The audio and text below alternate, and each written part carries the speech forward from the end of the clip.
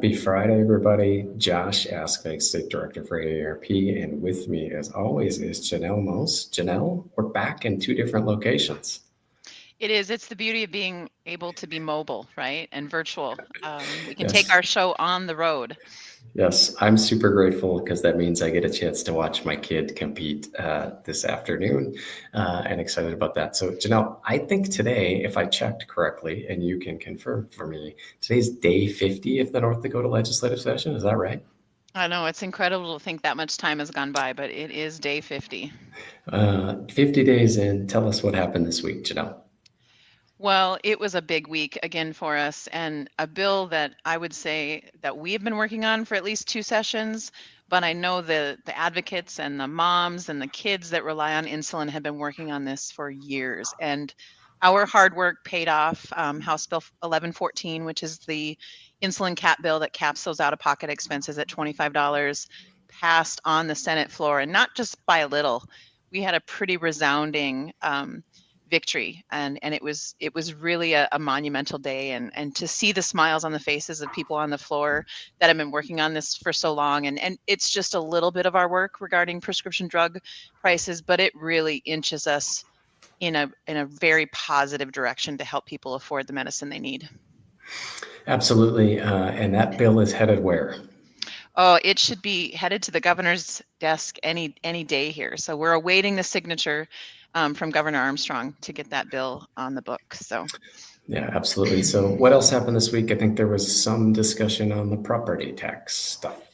Yeah, House Bill 1176, which is looking like it will be the primary vehicle for property tax reform and reduction this legislative session. Senate Appropriations met for quite a while yesterday in front of a packed House. This is obviously issue number one, not just for the governor, but really for so many folks across the state. But they went through a handful of amendments. There was a lot of really important dialogue about how do you do both reform and also, property tax reduction. What we know is that the issue most important to us and to our members and to older North Dakotans, the homestead property tax credit, that is still intact, and it expands that homestead property tax credit for folks. And we also know there will be an increase in the primary residence credit tax credit as well. So those are two key pieces of the property tax bill that we've been working for this session, and they are still there. So that bill now heads back up to the Senate, where I'm sure there will be another pretty robust discussion on property taxes next week. So I think there are a few more turns in the road, as they might say, before that bill gets completed. So, Janelle, I know we usually spend our time on Fridays talking about state legislative work and state advocacy work, but I don't think we can go by today without talking a little bit about some of our federal work. So I know you and I and one of our volunteers last week met with each of our congressional delegation or their staff, talking about the importance of including the carryover tax credit at the federal level in the upcoming tax package.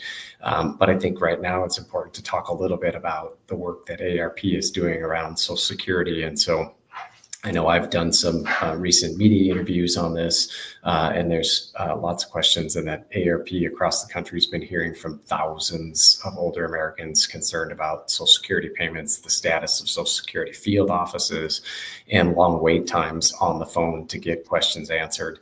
And I think it's really important to know in the context of this that more than 1 in 6 North Dakota residents receive Social Security benefits, and for many, it's their primary source of income.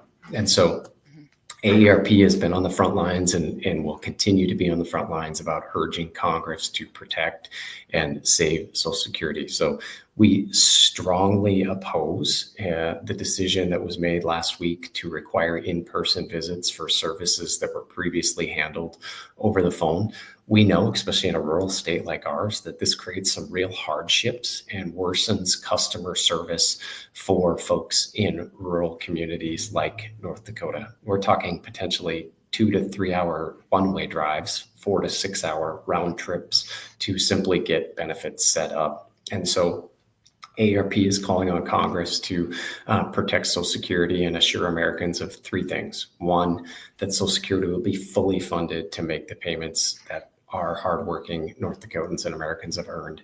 2, that claims will be processed on time. And then 3, that customer service will be a priority, that folks will have access to the help when they need it and where they need it. And so I think it was just important, given all of the discussion and the light of what's been in the news, to just give folks a little bit of an update of what AARP has been working on at the federal level as well. So with that, Janelle, what do we want folks to do this week?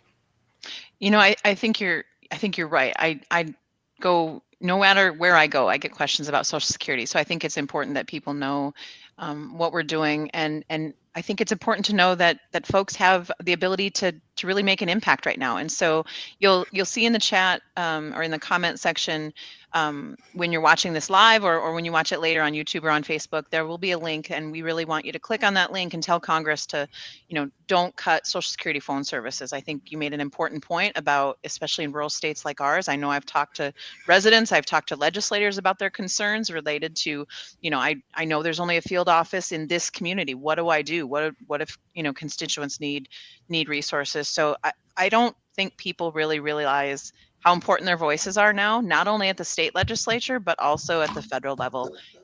Voices make an impact. And I think the more that we tell Congress Social Security is important, the better. So absolutely. So with that, it's Friday, which means this has been another All Things Advocacy with AARP North Dakota. See you all next week.